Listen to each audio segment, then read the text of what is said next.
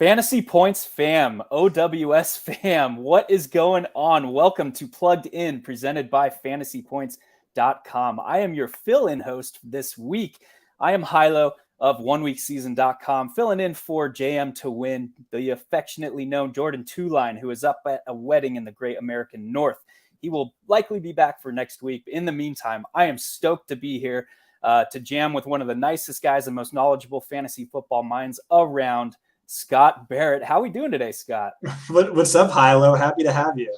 Yeah, man, I'm stoked to be here. I just want to explain my mustache, Yes, because please. JM's not here. I didn't want anyone freaked out.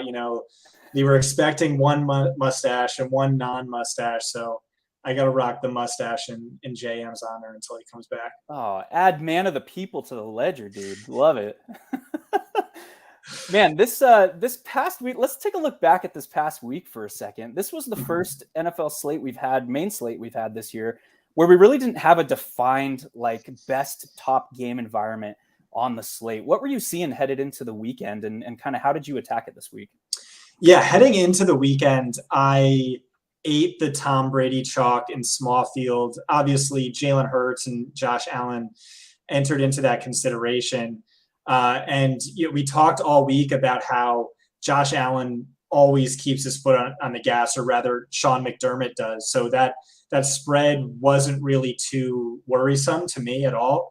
We saw that a few weeks ago just in Tennessee, and then last week was out of control. They won 31-3, I believe it was, and they went 77% pass heavy. And if you include Josh Allen runs into that, they went 85% pass heavy, or 85% Josh Allen opportunity share, which is just insane given that game script. So the Bills are just so fun. They seem like such a DFS cheat code, especially in contrast to Jalen Hurts up until this week. It was like constant blowouts, and he was racking up starter worthy, top three worthy points in really just the first half. And then he would take his foot off the gas. But that hasn't been the case for Buffalo for a number of years now. Baltimore, New England, Dallas sort of enters that conversation, but nowhere near to the extent of Buffalo. But yeah, I ate the Tom Brady chalk because him plus his stacking partners, I just thought this game should hit. It's hit every single time these two teams have played each other. It's just so hard to try and top that with all the value in their pass catchers. Chris Godwin was on a snap count.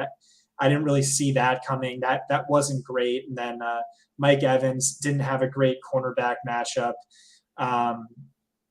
Cade Otton, I had, I think, 99% Cade Otton. So I ran out the Tom Brady triple stacks brought back with Drake London, and that was so bizarre. The game they need Drake London the most, he's like basically a part-time player. So I never stood a chance in small field, but large field I did really well. I hammered the Cleveland Chargers game stacks, and if those quarterbacks didn't just continually choke in the red zone, that near touchdown for Mike Williams. But those lineups did really well. If you add Gabriel Davis to just two of those lineups, it could have been like a 500x week. And I liked Gabe Davis.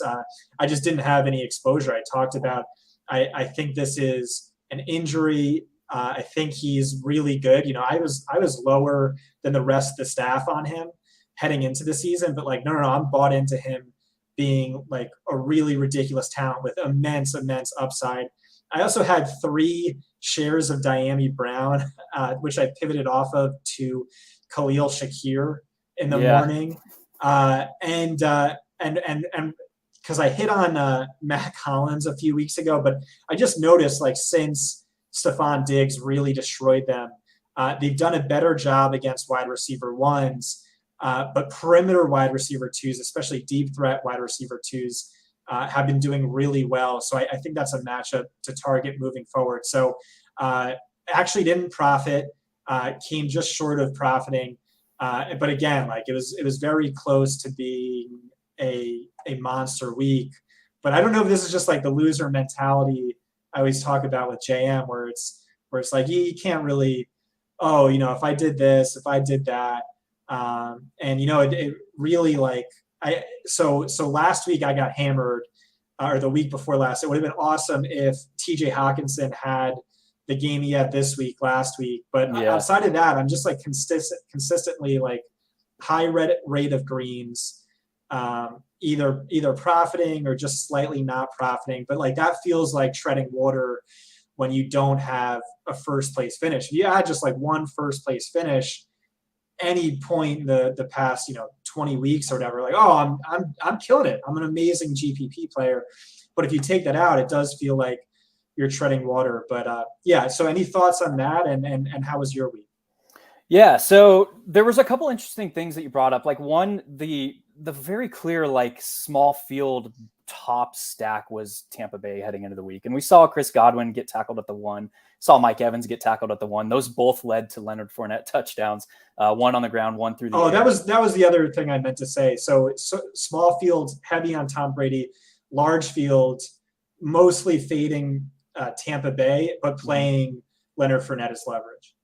Yeah, super sharp. I like that a lot. And the other thing you mentioned that I want to bring out as well is the exposure to the Cleveland and Los Angeles game, because from my mind, that was the clearest game environment that the whole thing could have blown up through one particular piece. And that particular piece was Nick Chubb. If he was, has perennially been in the top 3 in the NFL in explosive rush rate. He was playing a Chargers defense that was seeding the highest rate of explosive runs this season.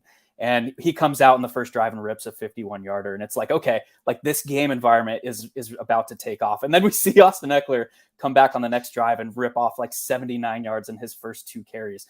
And I was like, yes, I'm so overexposed to this game environment. And then we saw just kind of, the quarterbacks struggled to get much going. Obviously, Mike Williams had a pretty, not unspectacular, but he broke 100 yards receiving. And so had a decent game, but that game environment was so set after the first 2 possessions to absolutely go nuclear. And then through the rest of the slate, I kind of just saw my projected profits tick down as the running backs really started catching up. We had Alvin Kamara at high ownership at 6.6, who ended up getting there because they basically had nobody else. He took a 54-yard screen early in the second half, almost broke 100 yards rushing and receiving. We had Jeff Wilson put up 20-plus points at high ownership. So when I was looking at this slate, it was very clear to me that paying up twice at running back, and particularly both the running backs, Austin Eckler and Nick Chubb, in that one game environment, was going to be a plus EV play. So I was extremely overexposed to that. I like that as well. I did have the Brady overstacks. I ran K-Dot in I think 3 out of my 4 primary lineups. So small field stuff, I ended up like 3x and had all the pieces. I had Josh Allen paired with Gabe Davis, paired with Khalil Shakir on one lineup. It was like I had all the pieces, but they weren't all together on the right lineup. So went from like a extremely profitable potential week to a 3x, which is like you're always wanting a little more when you get so much right on a slate like that, where there's not a lot of certainty. So that was kind of my week. It was kind of just like run of the mill 3x type week from, in a GPP perspective isn't that great. So like we said, or like you guys have said in the past, we kind of want to be biasing, we want to be bracketing this stuff. We want to be like first or last mentality, like Ricky Bobby, balls to the wall. We want to hit or miss hard when it happens. So that's kind of how my week went. We also had coming into the week. I wanted to bring up another thing. Yes. Also randomly, I've profited. I do one Millie Maker lineup every single week, and I've profited every single week. And it just seems like so impossible. But this week I ran out Carson Wentz with McLaurin and Robert Woods. Like those guys obviously missed. It had Diami Brown on it in the morning, but like every other piece hit. And so this was a weird week in the sense that like the chalk I thought did really well. Like the top running back plays of the week were Leonard Fournette, Breece Hall, Alvin Kamara, Nick Chubb, Derrick Henry for me, and then also throw an Eckler on there for my Chargers Brown stacks, I wrote a bunch of words this offseason on how I think chasing game stacks or playing a quarterback paired with the running back is underrated plus EV and rarely utilized. And the wide receivers too. I didn't have any Tyler Lockett, but obviously that was just like an ownership play. And, he did really well. And I was talking to one of the DFS pros I'm friends with, and he sent me his lineups, and he went super chalky. And this is a guy who kind of like me and JM is, you really got to fade the chalk.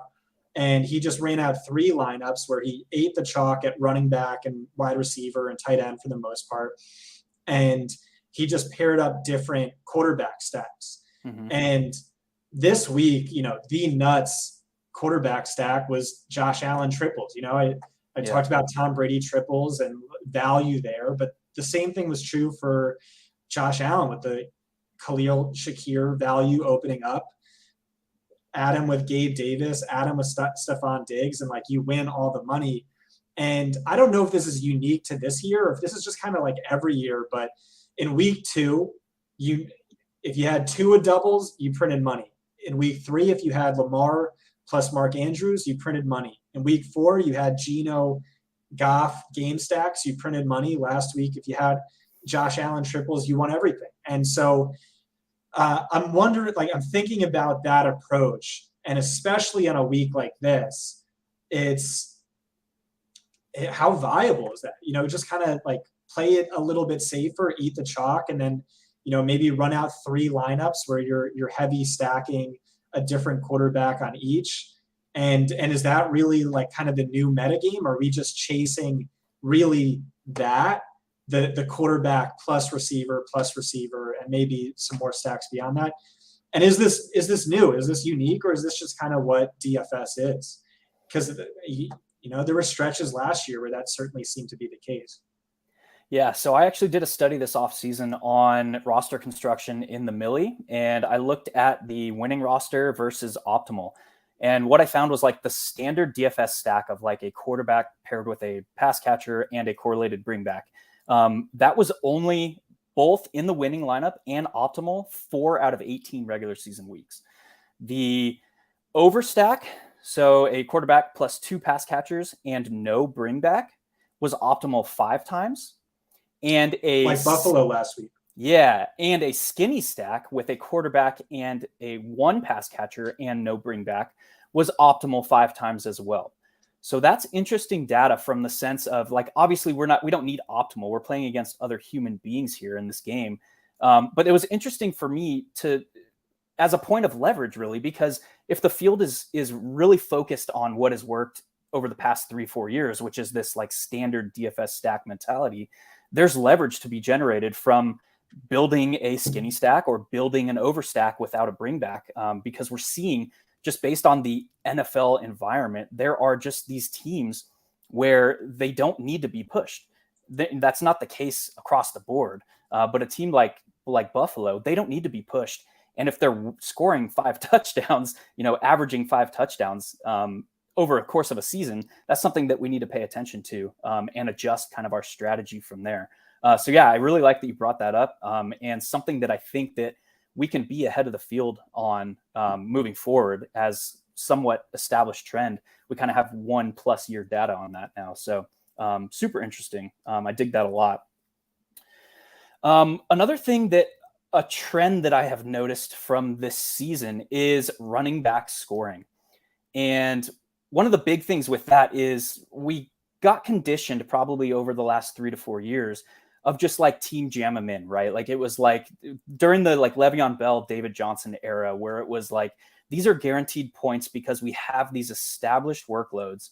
Well, now the NFL game has shifted to, 1A, 1B kind of mentality almost across the field. So we have to shift the way that we're viewing the running back position. And that is, how do running backs score, put up GPP worthy points now in today's NFL game? And it's really we need 100 yards rushing and multiple touchdowns. And that's kind of how GPP worthy, top end running back production is coming from today's NFL game. There are exceptions to that, obviously, like CMC, Austin Eckler, and then one of the names that you dropped earlier, and Breece Hall. Breece Hall came into week 5 with 23 targets over the first 4 weeks, and that was second in the NFL only to Austin Eckler. So like there are running backs who have a significant enough pass game role to where you can take away one of those touchdowns required to provide a GPP worthy score. But when we're really like the percentage solution is like, we need really 100 yards rushing and multiple scores to be GPP viable. And I don't think the field is viewing the position that way. We're kind of in this best ball mentality where it's like, I want the cheapest exposure to 18 to 20 running back carries. That's not necessarily a GPP viable strategy moving forward. And I think if we adjust to that before the field does, there's some leverage to be had there as well. What do you think about kind of that, I guess, outlook of the running back position moving forward? Yeah, I think that makes sense. If you want to talk best ball, though, it's we know from a lot of studies done in best ball. I did a bunch of studies on this that the wide receiver position has more volatility. It has a higher weekly ceiling. So I think that can make sense. And if you just look at what we've seen thus far this season, who are the players with the most valuable workload in fantasy measured by expected fantasy points? It's Cooper Kupp 1, Justin Jefferson 2, Joe Mixon, who's done nothing with that good volume. Yeah. But then it's Devontae Adams, Tyreek Hill, Marquise Brown, Jamar Chase, Stephon Diggs, Cortland Sutton. And so that's the top 9 right there. There's one running back who's done nothing. I'm going to keep chasing this, by the way, in DFS. Yeah. And then 8 wide receivers. So yeah, like why not? Should the new team jam them in be, the Cooper Kupp, Justin Jeffersons with their elite role, their elite ceiling? But I also think maybe there's a different position. Maybe the new team jam them in is team jam in Travis Kelce or Mark Andrews. So we had them off the main slate this week, but before that, they one or the other was on 75+% of the top 50 milli maker lineups every single week.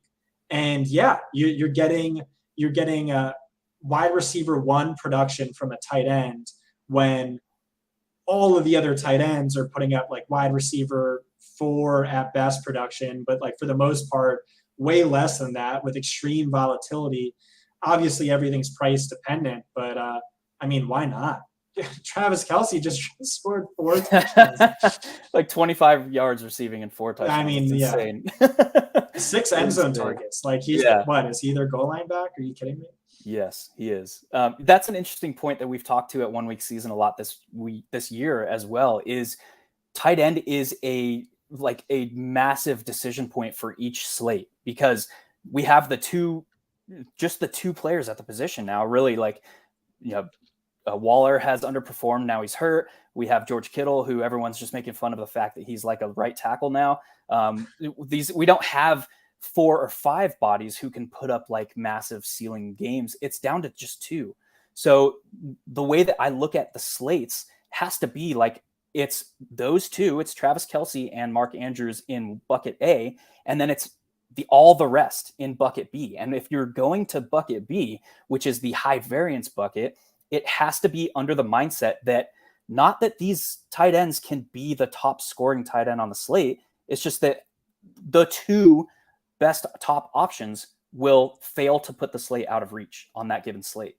And so you're just touchdown hunting otherwise at a high variance position outside of those 2, which is a weird dynamic that we haven't seen really over the past 4 or 5 NFL seasons. And yeah, adjusting to that thought process, realizing a new trend is going to be highly profitable moving forward. So that's awesome. I love that you brought that up. Are there any other trends that you're seeing like early season through the first 5 weeks that we can attack from a DFS perspective? I'm sure there are, but what do you think about my thoughts on specifically maybe going a little bit chalkier everywhere else, but really just trying to get that right game stack that smashes? I think the percentage solution is the chalk is better chalk than we have seen in the past. The field is catching up. They're better at identifying the sharp plays. So the chalk is chalk, or I guess chalkier, for a better reason now than in the past. In the past, we would have mega chalk because pricing was different. We'd have the backup running backs that were still priced at like min price, which back in the day was like $3K. So it was like Team Jam 'em in. I'm paying $3K for 20 plus running back opportunities. Now we don't have that. So from a like theoretical sense, I would completely agree that like the chalk is better chalk now. Just from a field sense, the field is sharper. It's getting, the edge is gone now. Just being able to be like identifying or better at the field than at identifying plays, right? So like from that sense, I would agree. But I think there's other ways to generate leverage, and from a theoretical sense. And I think one of the primary, outside of tight end that you already brought up, and we can even lump in quarterback to that as well, that discussion where it's like, there's only like 3 quarterbacks that can put a slate out of reach now. We saw Seattle do it one week. But really outside of that, it's like, it's Josh Allen, it's Jalen Hurts, and it's Lamar Jackson. Yeah, I think that's exactly right. I think that's another trend. And we were just talking about, Team Jam 'em in, maybe add tight end to the position. I guess that's basically what I'm saying with these, these stacks that maybe go a little bit chalky elsewhere is, I've seen a lot on the timeline the past few days about how, there's a lot of parity within the NFL. There's no team with 0 losses. But then again, you also have Tom Brady saying, like, I'm watching a lot of bad football. Yeah. I am watching a lot of bad football. And like from a fantasy perspective, I'm not seeing a lot of parity, and especially within positions where it really does seem like there's like 5 mega awesome wide receivers and like Cooper Kupp all the way at the top of that. And like only 2 really sexy tight ends who are like up there with Kupp in terms of positional value. Yeah. And then just a barren wasteland beyond that. And then the quarterback position, it's Josh Allen is averaging basically 30 fantasy points per game. Then there's Lamar, then there's Jalen Hurts, then there's Patrick Mahomes. And then there's a 5-point drop-off from those 4 quarterbacks to the next quarterback, who, believe it or not, is Kyler Murray. And then Geno Smith, who like, I mean, who saw that coming? 6. And then like we could bring it back to, which we'll talk about later, is like this week, it's okay. So you have number 1 quarterback averaging 30 fantasy points per game, Josh Allen. The number 4 in Patrick Mahomes. You have Kyler Murray, and Geno Smith, who are 5 and 6. And then it's like, who else is there to really get excited about, especially on this week's slate? And so that's another thing is like, I always refer to like within the different positions, I would have classification. So running backs, there's a bell cow, which is a running back who gets a high number of carries and targets. Then there's a workhorse, like an early down workhorse who only gets a high number of carries but not targets. Then there's a scat back who gets targets but not carries, and there's handcuffs, etc. And the tight end position, I said there are oligarchs, where it's like two oligarch tight ends ruling over a high number of peasants. And there's no middle class at the position. Yeah. And that's kind of what we're seeing with the quarterback position. I used to say, it's the Konami code quarterbacks, and then there's the statues. But right now it's like, here are the oligarchs who are just destroying everyone. And the wide receiver position is so quarterback dependent that it uplifts everyone else. And so it makes the stacks kind of more obvious. So yeah, I don't know. Like I really plan on eating a lot more quarterback chalk in the coming weeks, or at least making sure I have some exposure to it. I'm curious to hear your read on the situation with respect to pocket passers. From what I'm seeing is it's just so easy for a defense to roll cover 2, cover 3, and 2 high against pocket passers because they don't have that threat and they can have all eyes directed at the quarterback. Whereas like against a rushing quarterback, it's a little bit more difficult because now you're dedicating linebacker coverage, you're dedicating weak side safety coverage to like keeping that quarterback contained, right? So are you seeing the same thing? Is this like a a shift against pocket passers just due to how NFL defenses are running? Like, what are you seeing there? We have that data. I took a really quick glance at it, and I didn't see cover 2 being super dominant or frequent in usage. But I'll have to go back over that and see if it's like a massive uptick from last season. But yeah, I mean, you take away the explosive plays, that certainly hurts from a DFS perspective, where you really want that ceiling. You can sort of argue like the opposite way, where cover 2 is good for like basically low ADOT slot wide receivers. Like Chris Godwin is the league's best wide receiver against cover 2, and like, oh, okay, so like 10 catches every game for guys like that. I don't know. That's just something I'll need to dig into. But it was weird last year how, that just totally neutered Patrick Mahomes. Yeah. And I could see a lot of teams rolling out cover 2 against Cincinnati more frequently, which might explain, Tyler Boyd having some spike weeks over Jamar Chase. But yeah, that's just something I'd have to dig deeper into. Yeah, so the reason I brought that up is like 2 years ago, we saw Patrick Mahomes talking about cover 2 and the team having to adjust to that. Last year, we saw Justin Herbert talking about having to face more cover 2 against his team. And then this year, we've seen Joe Burrow, talking about teams are playing increased rates of cover 2. And it's a similar trend that it's against these quarterbacks who are, in their second or third year in the league, and they have blown up in the past. And now they're seeing defenses adjust to kind of how they're playing these more pocket passer type quarterbacks. So that's interesting. I'd like to jam a little bit more about that and see if we can't see any trends there. But I think that's pretty good discussion on some recent trends or some trends that we've seen this year in the NFL. And I think to close the loop on that discussion on running backs, it's kind of the position has taken an overall back seat, right, to these other higher guaranteed points type positions like quarterback and tight end and wide receiver, the upper echelon of those positions. With running back in particular, if basically we saw like over the first 4 weeks of the year this year, scoring across the league was down. That's less goal line opportunities for running backs. We also had less defensive pass interference. This is funny to think about, but like there were less defensive pass interference penalties in the end zone, which leads to less goal line environments. And then we have like the curious case of Joe Mixon, who has seen 7 carries inside the 5 for 1 yard and 0 touchdowns. It's just like, how do you do that? So like also realizing if that's the case, if scoring opportunities are down, that's going to directly influence like the touchdown equity of the thought about, higher guaranteed inside the red zone touches at the running back position. That is variance though. If you think about like theoretically, that is something that can change. So it'll be interesting to see moving forward if we see the pendulum swing a little bit in the other direction. Like this past week, there were 7 or 8 running backs who put up GPP viable scoring at their price. And that was, again, due to touchdown variance swinging in the other way. So I'll be interested to see that moving forward as well. Any thoughts closing the discussion on the running back position?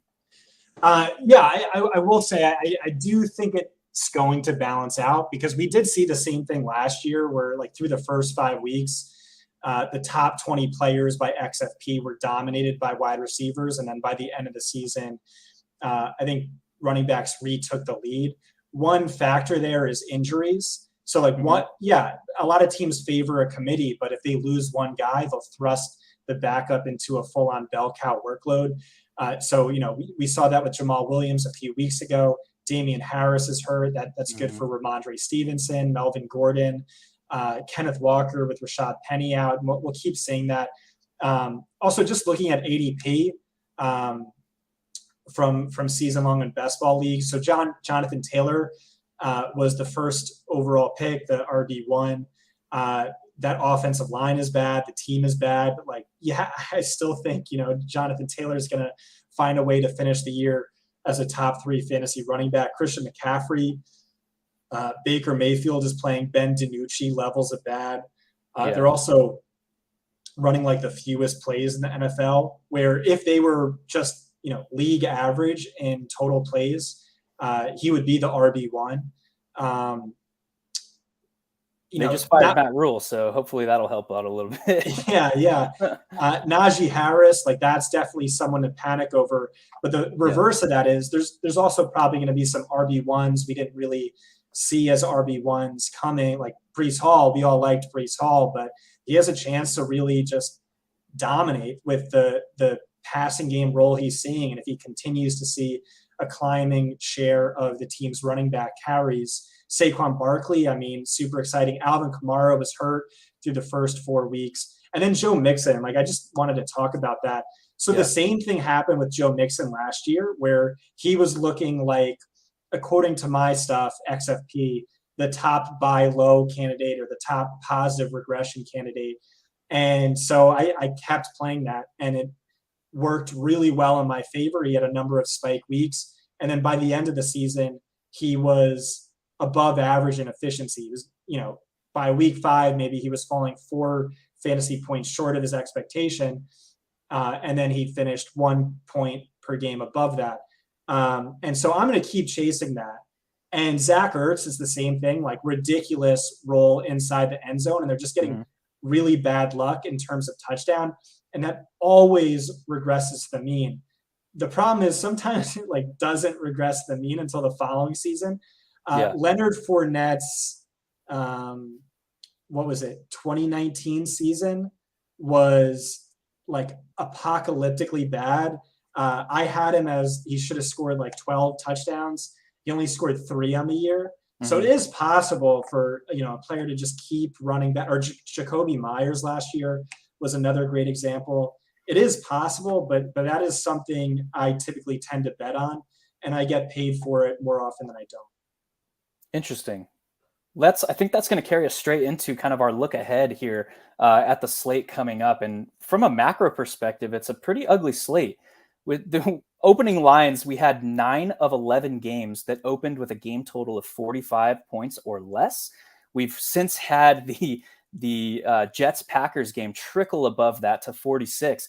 But outside of that, the other 2 games are on the afternoon slate, and they are Seattle and Arizona and Kansas City and Buffalo. Those are the only 2 games that open the week with a game total of 45 points or more. They're both up above 51.0 points now or more, and then they're expected to be competitive games. So what are you seeing from like a macro perspective moving forward to this next slate? I have no idea. This is just like such a scary, gross slate to me. It freaks me out. I really don't have a great read on it. I mean, everyone's just going to play Josh Allen or Patrick Mahomes. The last game they played together combined for 900 passing yards and 9 passing touchdowns. And then if anyone doesn't play that, they're going to play the Cardinals and Seahawks because of the total, because that's the other two top 6 quarterbacks playing against each other.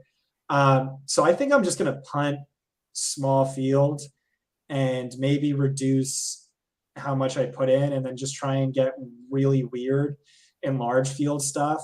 Like Green Bay has the 3rd highest implied point total of the week. No one wants to play them because they're gross.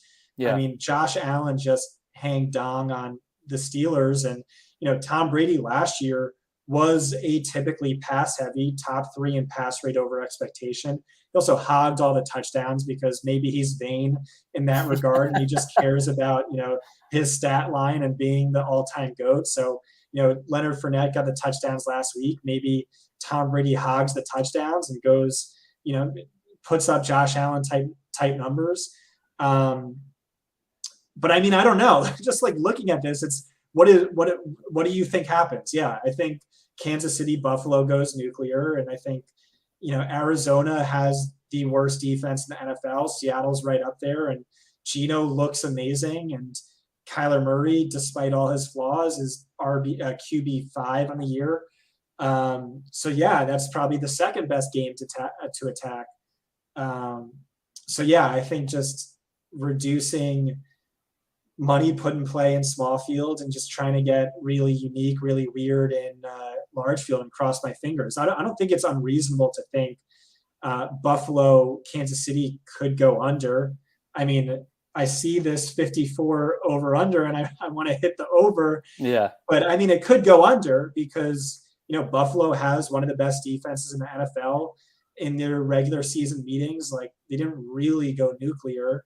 And Devin Singletary, I think, is phenomenal leverage. I have to dig deeper into his snap shares and usage last week and how much of that was based on the fourth quarter where basically all the starters got pulled. But at the very least, he was the bell cow. He was at the tail end of last season in the team's 2 competitive, meaningful games. So like he could be a nice leverage piece, or CH, as gross as he is, gets good usage near the end zone.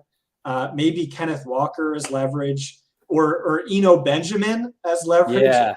And so you can kind of play it that way. And I think that's probably the optimal way, because how chalky are Mahomes and Allen going to be? Very. We're already seeing a massive uptick in ownership percentage for quarterbacks.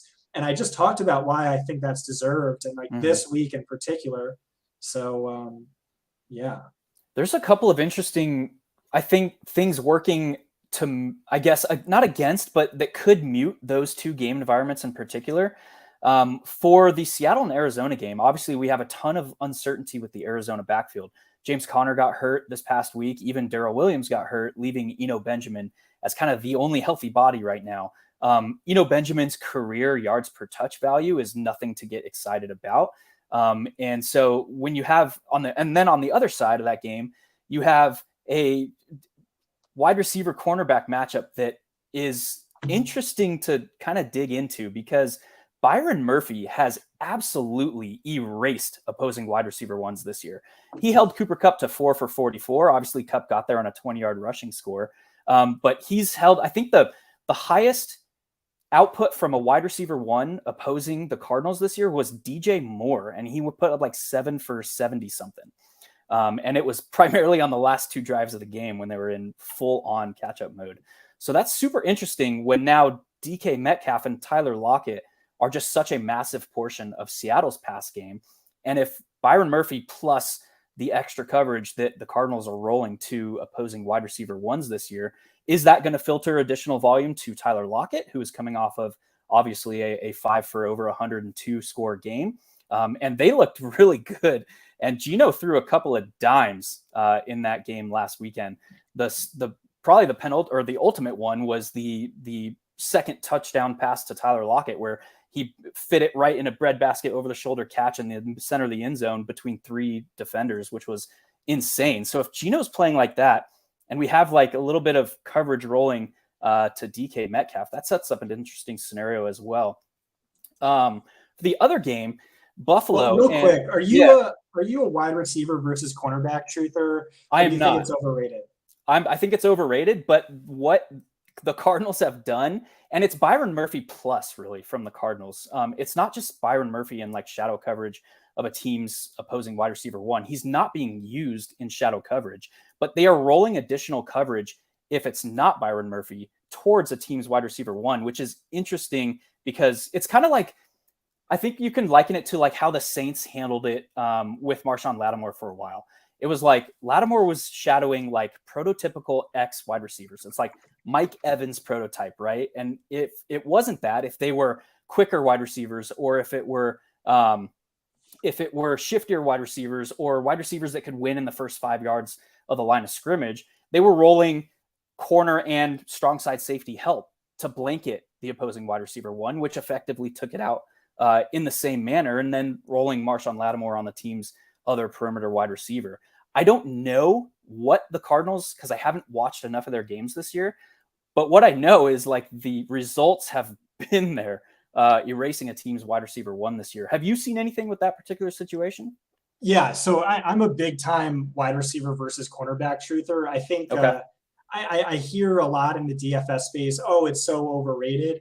But I really think that's just, people missing important nuance. And part of the problem being it's like hard to explain the full context behind everything. It is a lot of art to the science, where it's like, okay, this is a really good cornerback, but I'm not worried about it because this wide receiver runs 40% of his routes from the slot, or I think this quote is from you.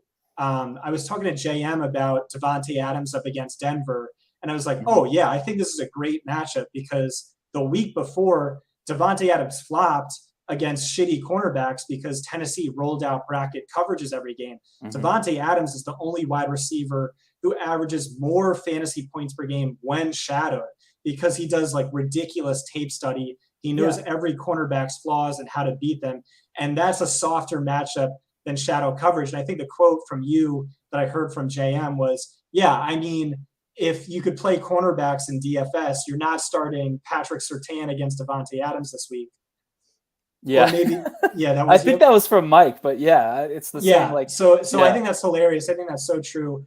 But yeah, Byron Murphy. So Cooper Kupp, since the start of last year, has hit 90 receiving yards in 21 of his last 23 games, or maybe even better than that. He fell under 65 yards in 3 of those games, all against Byron Murphy. Murphy held Davante Adams to, I don't know, 4 2 fantasy for 12 points. Yeah. AJ Brown stopped him last week. So yeah, I think it makes sense he would shadow DK Metcalf this week. And I think he is one of the rare.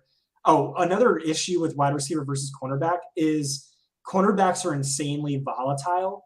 They're not really that volatile week to week, not much more than like any other position, but they're crazy volatile year to year, where like JC Jackson this year is a bottom 10 cornerback when he was always top 10. And like, that was something that dates back to my time at PFF, where I was like studying correlations of PFF grades. And it's like, oh, wow, the cornerback position is like the second most valuable position in fantasy, but it's the most volatile year over year.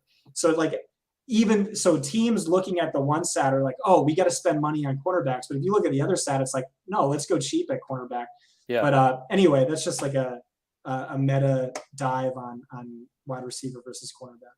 Yeah, and I think too, like, you have to understand that like the percentage solution for coverage schemes in the NFL is zone.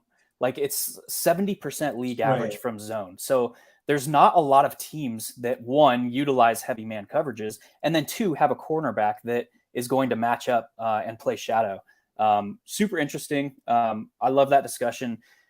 What we saw last year or last week that kind of plays into something or a game environment that I think could blow up this week is last week we had the number 1 and number 2 highest rates of man coverage teams playing each other in New England Patriots and Detroit Lions. So I was kind of looking at that game environment as like, hey, they're playing increased rates of man, like upwards of 50% each of those defenses. We know like the Patriots kind of tailor that a little bit to shift a little bit of emphasis towards an opposing team's top option, which we saw. They erased Hawkinson. Amon-Ra St. Brown was basically hobbled and not at full strengths, and Josh Reynolds was not beating anybody in man coverage. But historically, man coverages mean more backs to where the football is. They're worried about, obviously, their primary coverage. It means potential for increased splash plays against. So I took that as like, hey, we could see this game environment, play to and over. What we saw is Detroit just completely floundered.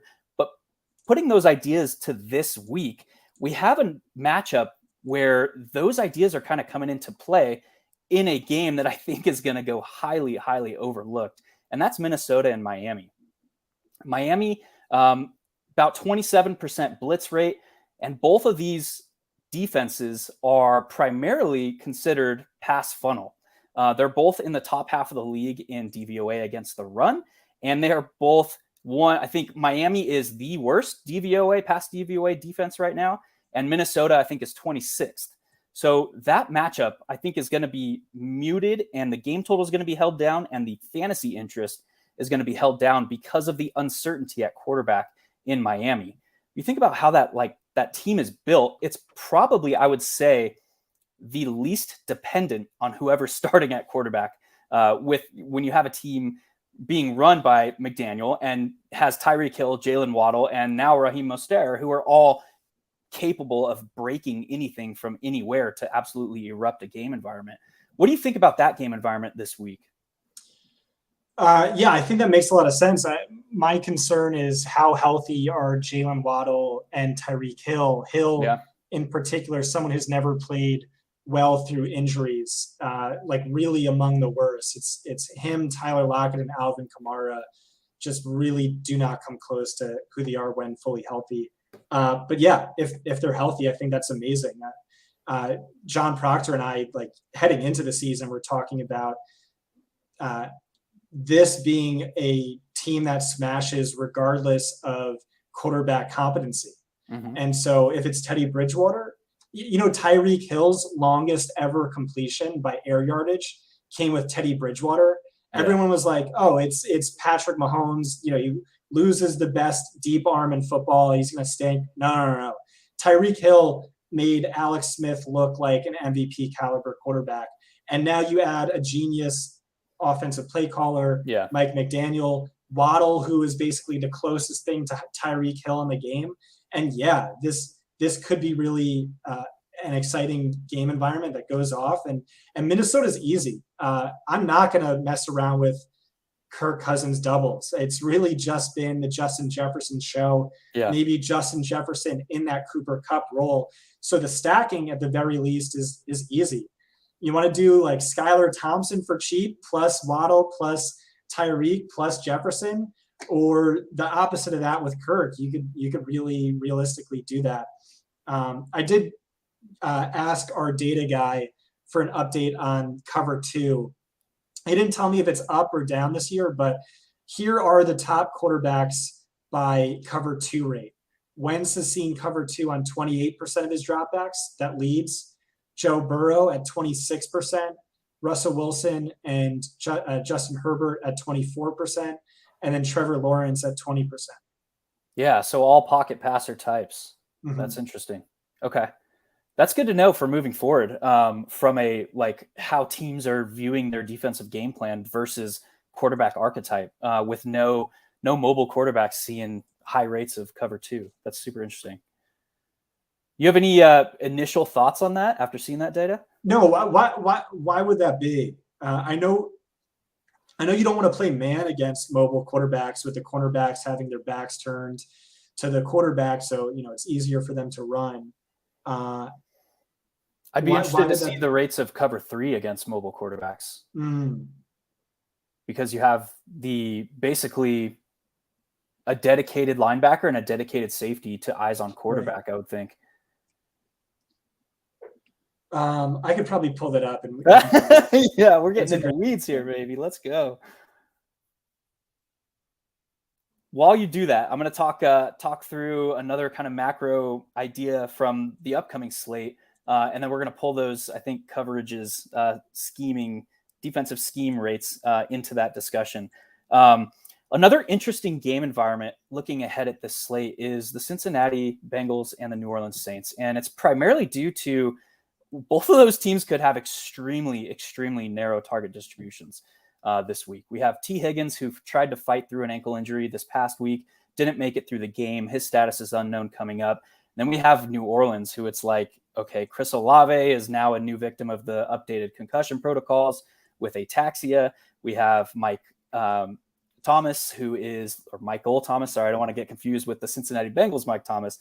Michael Thomas, who is now like trying to fight and come back from an extended absence, which is kind of his career in a nutshell over the past 3 years.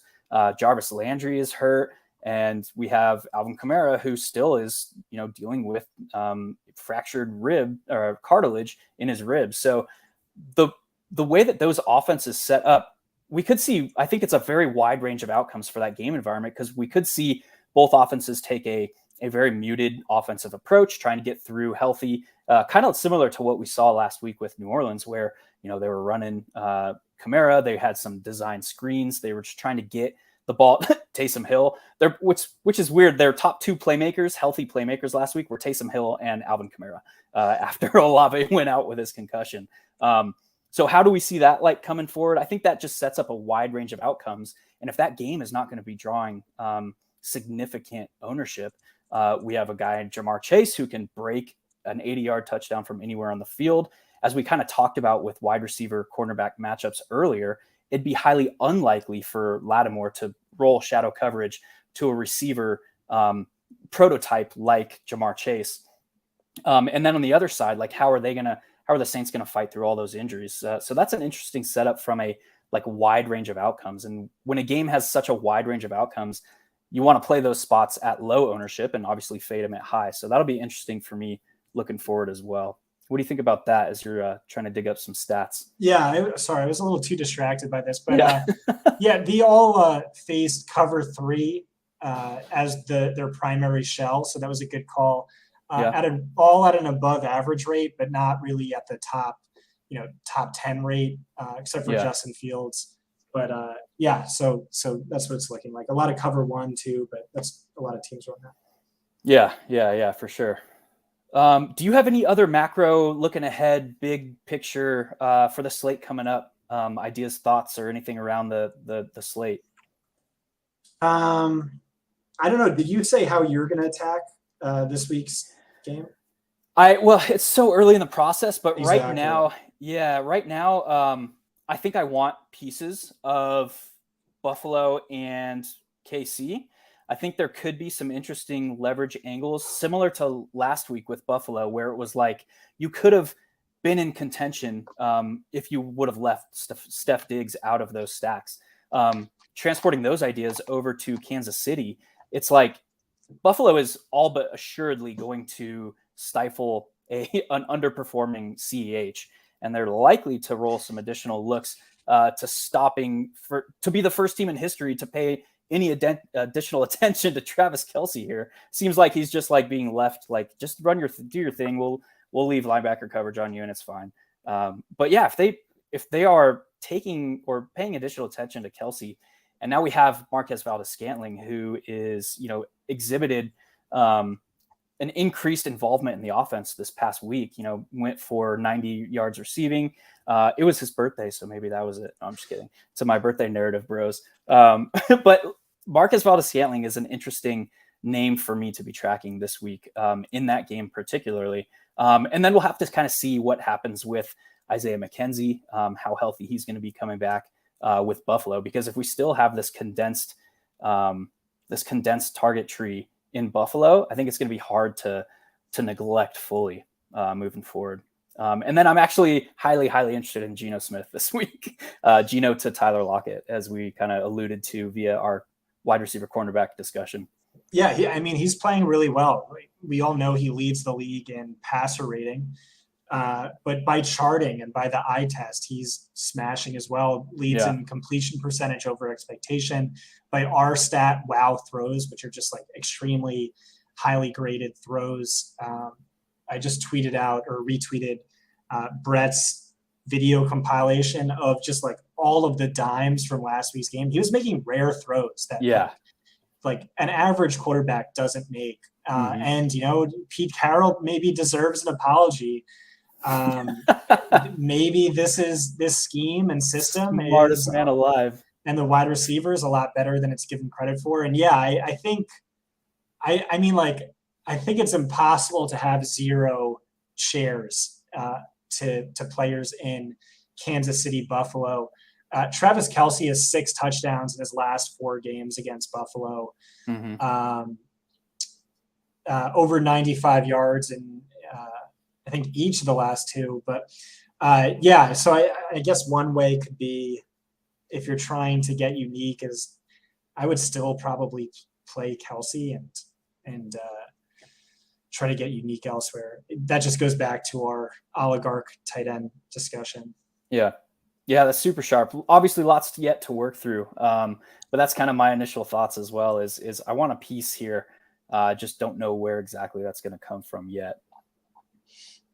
What are your, I think we'll go parting shots here. Any parting shots with the slate coming up, or anything that we've kind of covered here today? No, I think this is good. I think, like you said, it's extremely early in the process, but hopefully, like I'll have a better set game plan for what to do about this game stack that is just, like stealing all the limelight for this slate. Yeah, for sure. Well, I definitely appreciate having me on and getting to do this with you. Maybe we'll look at doing this again in the future, but that'll do it for us for this week. He's Scott Barrett, obviously of Fantasy Points. You know him. I am Hilo of 1 Week Season, and we will see you at the top of the leaderboards.